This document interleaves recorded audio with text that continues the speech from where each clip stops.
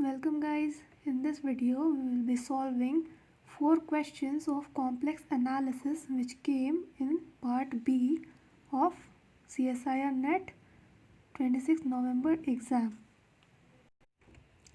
In the first question we are given a circle which is centered at 1 with radius 1 and we have to evaluate this integral. So we will be solving this question by using Cauchy integral formula. Now the given function is 1 by z cube minus 1, which can be rewritten as this, and we know that the roots of this equation are z equal to 1, omega and omega square. The graph of this circle is this one, and omega square will approximately lie over here. Okay, so only the root z equal to 1 lies inside the circle and omega square are outside.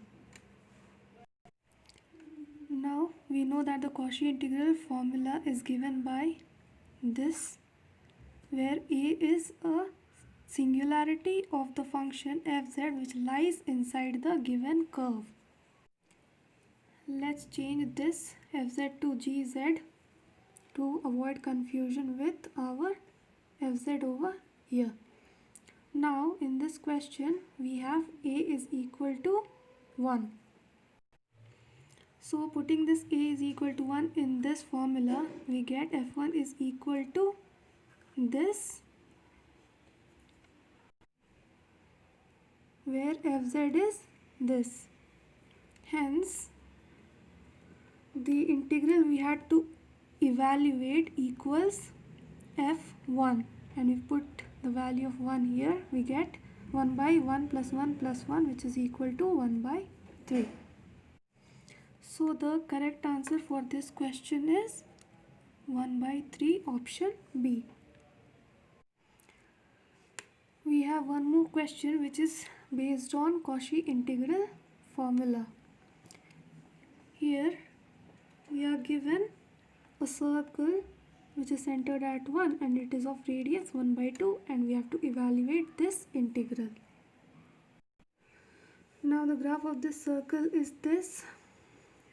This is the point 1 comma 0, this is 1 by 2 comma 0, and this is minus 1 comma 0. Let's take gz is equal to the given function. This can be rewritten like this. Now we can see that the point z equal to 1 lies inside the curve, whereas the point z equal to minus 1 lies outside. Again we have a is equal to 1, so we will put a is equal to 1 in this formula, where fz is z e to the power 1 by z by z plus 1. So the given integral equals 2 pi I f1, as this 2 pi I comes to this side, which is equal to 2 pi I. We put 1 over here and we get e by 1 plus 1, which is equal to 2 pi I into e by 2, which is equal to pi I e. So the first option, pi I e, is correct for this question. Now in this question we are given a unit circle and we have a holomorphic function which is in the region mod z less than r. So clearly it is holomorphic in this unit circle. Then this function has a 0 only at z0, which lies inside the unit circle, and it is of multiplicity q, and we have to evaluate this integral. To solve this question, we will be using the argument principle, which says that if a function is analytic inside and on a simple closed curve gamma and it has zeros aj and poles bk respectively, and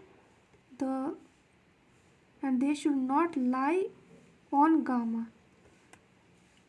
Also, we have a function gz which is analytic inside and on gamma.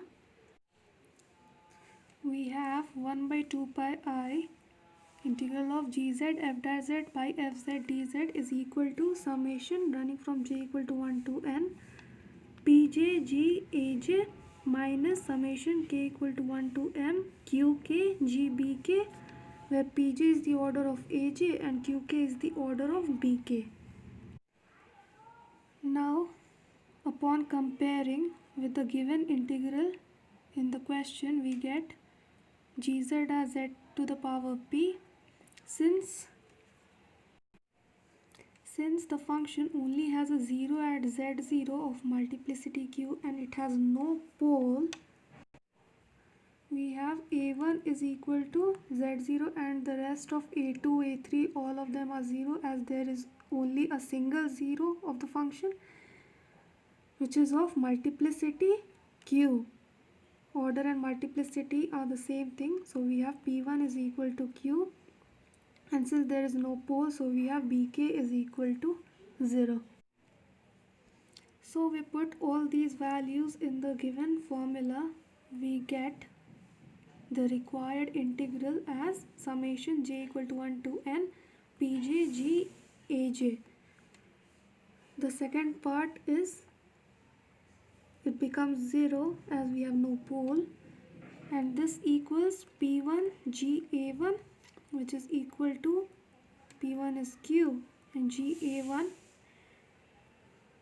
we put z0 over here, so it becomes z0 to the power p. So the final answer is q z0 to the power p. So the correct answer is option A. Now the last question in this, we are given a holomorphic function fz is equal to sin z by z to the power p for z belonging to C except the origin, and we are asked that for which values of p there exists a holomorphic function g such that fz is equal to g dash z for z belonging to C minus 0. Starting with the solution, we have to find a function g map C excluding the origin to C such that fz is equal to g dash z.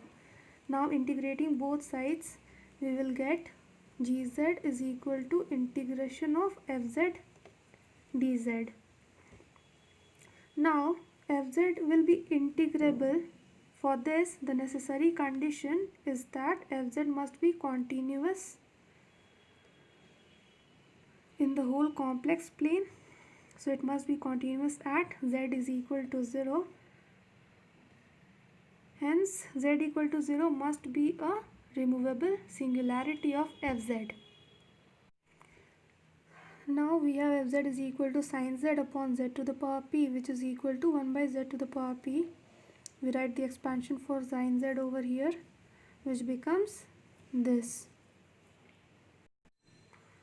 Also, we know that the residue for a removable singularity is always 0. So, we must have the coefficient of 1 by z as 0. We can see that all these p minus 1, p minus 3, then the next term will contain p minus 5 as the power of z. All of these powers are differing by 2. So we will have to take such a value of p so that all these powers come as an even integer, so that we can remove 1 by z from this series. So if we take p as an odd integer, then all these p minus 1, p minus 3 and so on will be even, and we will get the coefficient of 1 upon z as 0. That is, the residue of fz at z is equal to 0 is 0. So it is only the odd integers for which we get the residue as 0. That is, we will be able to find this function gz only for all odd integers. So the correct answer for this question is option B. Hope you learned how to apply the concepts in such questions. If you like this video, share it with your friends. Thank you so much.